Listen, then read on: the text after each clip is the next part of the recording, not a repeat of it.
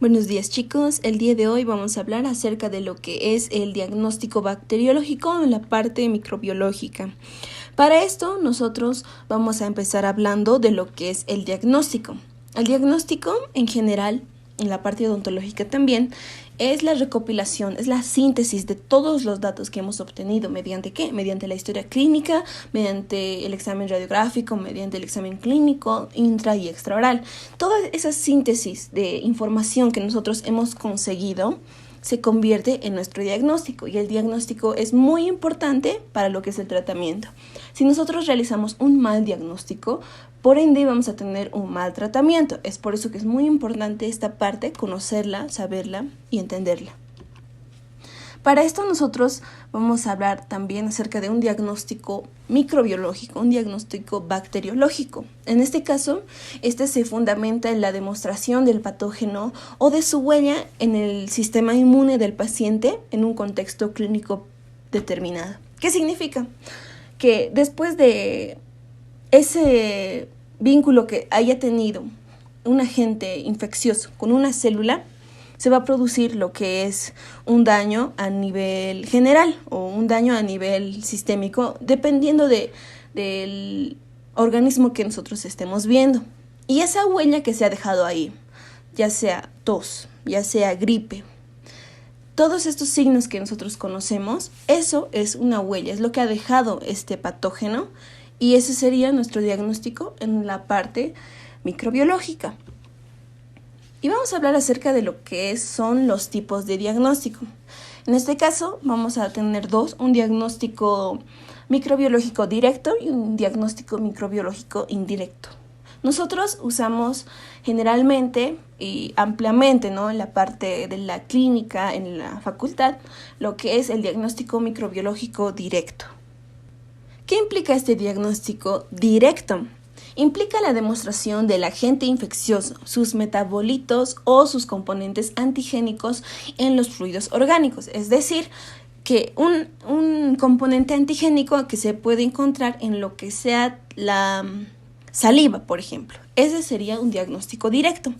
¿Y nosotros cómo vamos a tratar esto? ¿Qué incluye? Va a incluir lo que es la elección de la muestra, el transporte, la conservación y el procesamiento, que va a permitir la identificación de este patógeno. Nosotros todo este procedimiento ya lo hemos avanzado durante este año y posiblemente lo apliquemos en la parte clínica.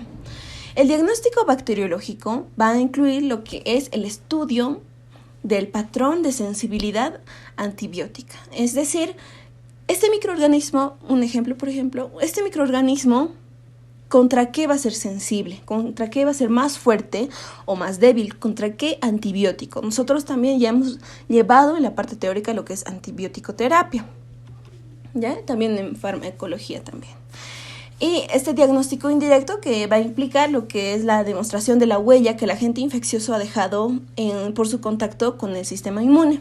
La muestra más frecuente en estos casos es lo que va a significar la muestra de sangre para evaluar la presencia de anticuerpos específicos, por lo que frecuentemente lo vamos a denominar como diagnóstico serológico.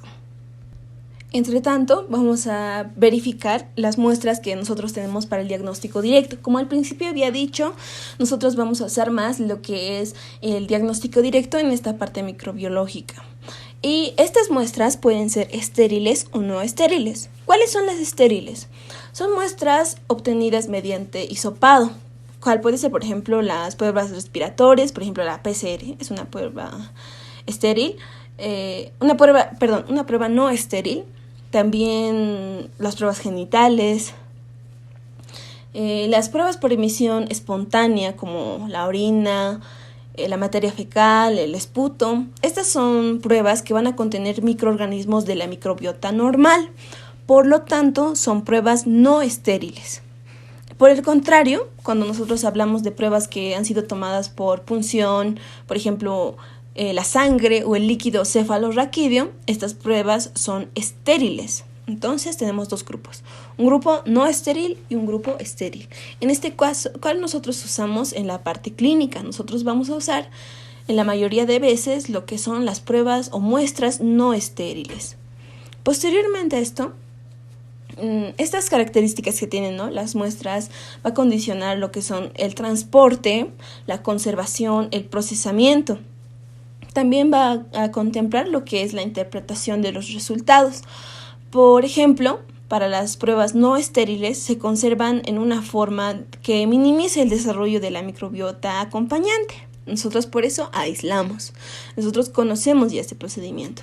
Y también una forma de minimizar este desarrollo es realizar procedimientos que disminuyan la carga de la microbiota acompañante a fin de facilitar lo que es el aislamiento, como había dicho, del patógeno. En líneas generales, ¿qué es el procesamiento de las muestras para el diagnóstico bacteriológico directo? Van a incluir cultivos para el aislamiento del patógeno.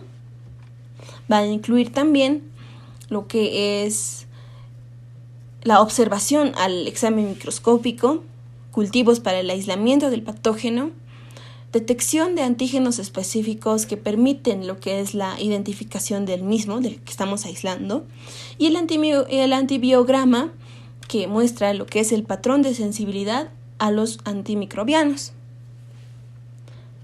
El análisis microscópico, nosotros podemos darlo de dos formas, unas sin teñir y otras tiñéndolos. En el caso de las muestras que son sin teñir, en observación, por ejemplo, o también llamadas en fresco, va a permitir lo que es evidenciar la respuesta inflamatoria al patógeno. O sea, nosotros vamos a ver aquí ya un signo. En el caso mismo de este, por ejemplo, sería la presencia de leucocitos en la orina. En cambio, en lo que es las técnicas de tinción, como nosotros ya conocemos, Gram o Ziel-Nielsen, por ejemplo, van a contribuir a lo que es la identificación del patógeno. Entonces ya tenemos una diferencia marcada. En observación, nosotros vamos a hablar de las respuestas que va a tener. En cambio, con tinción, nosotros vamos a identificar a un patógeno en particular. Y también lo que es la microscopía de inmunofluorescencia, al utilizar anticuerpos específicos, va a permitir un diagnóstico con más certeza. Muy bien, entonces, para sintetizar, el cultivo de la muestra en el medio sólido adecuado va a permitir lo que es el aislamiento del patógeno, como habíamos mencionado al principio.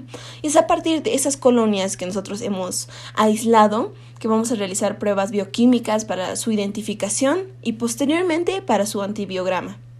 Por otro lado, los métodos de identificación de antígenos también van a utilizarse para antígenos específicos, y las técnicas de biología molecular van a detectar secuencias de ADN que no exigen un aislamiento de la bacteria, sino que pueden llevarse a cabo sobre la muestra. Eso sería todo por esta ocasión y muchas gracias por su atención.